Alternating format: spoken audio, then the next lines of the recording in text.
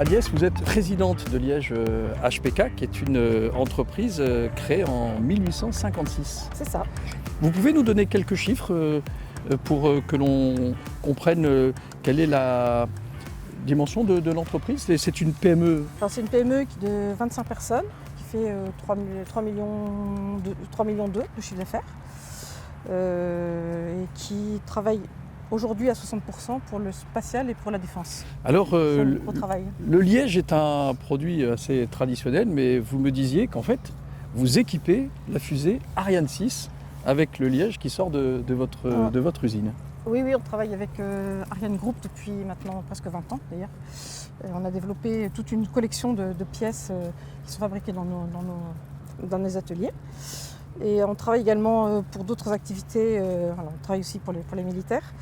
Une activité que je peux citer, c'est les sous-marins. On travaille beaucoup, on équipe les sous-marins de notre territoire avec nos matériaux qui sont en fait des isolants thermiques, acoustiques et qui permettent aussi de réguler l'hygrométrie dans les zones habitables des sous-marins.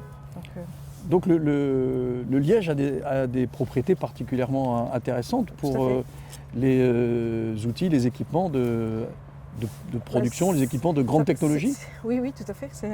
C'est un merveilleux matériau puisqu'en fait, par nos formulations, j'aime toujours dire qu'on optimise, qu'on sublime les caractéristiques naturelles du matériau qui peuvent répondre à multiples problématiques industrielles dans le domaine de la thermique, de l'acoustique, du vibratoire, de la régulation hygrométrique, j'en parlais.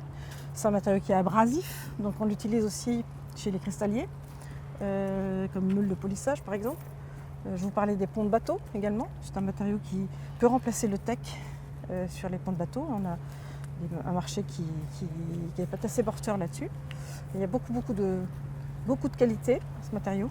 Est-ce qu'on peut dire, Agnès, que finalement, de votre point de vue, le réchauffement climatique peut être une opportunité pour installer un écosystème favorable à la production de liège sur le territoire du Lot-et-Garonne? Est-ce qu'on peut le dire de cette façon-là? Oui, je pense que le liège a un avenir certain, puisqu'aujourd'hui, les grands spécialistes des forêts de chêne liège aiment dire que dans 30 ans, en fait, on aura en Aquitaine et dans le Lot-et-Garonne, mais aussi dans le reste de l'Aquitaine, on aura une forêt de chêne liège très, très, très dense. Parce qu'en fait, le réchauffement climatique va faire remonter cette essence depuis le Portugal et va migrer vers notre région. Donc, comme on a une région assez favorable à cette essence, je pense que oui, on a une belle carte à jouer. Mais... Vous me parliez également du temps nécessaire pour installer une véritable industrie du liège? C'est surtout la forêt.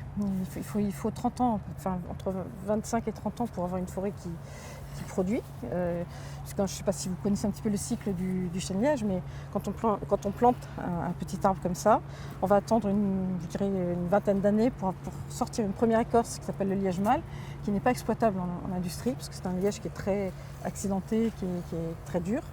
Et on est obligé de récolter ce premier liège, et ensuite on attend 10-12 ans de plus pour avoir un liège femelle, qui est un liège très très homogène et dans lequel on va sortir de la très bonne qualité de matériaux.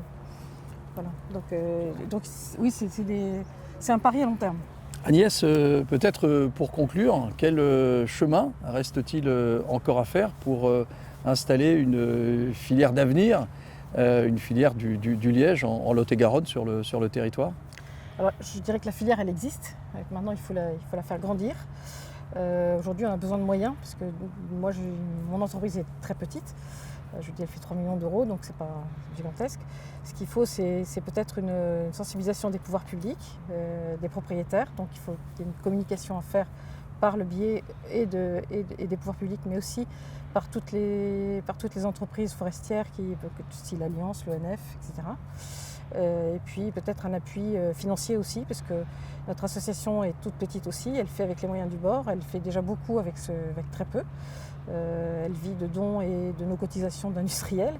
On a besoin de développer des outils pour s'exonérer de personnes très qualifiées pour lever le liège. parce que c'est ce dont on manque aujourd'hui, c'est de la main-d'œuvre. Donc on est en train de travailler là-dessus, on a besoin de financement, oui. Agnès, merci beaucoup de cet échange. C'est un plaisir.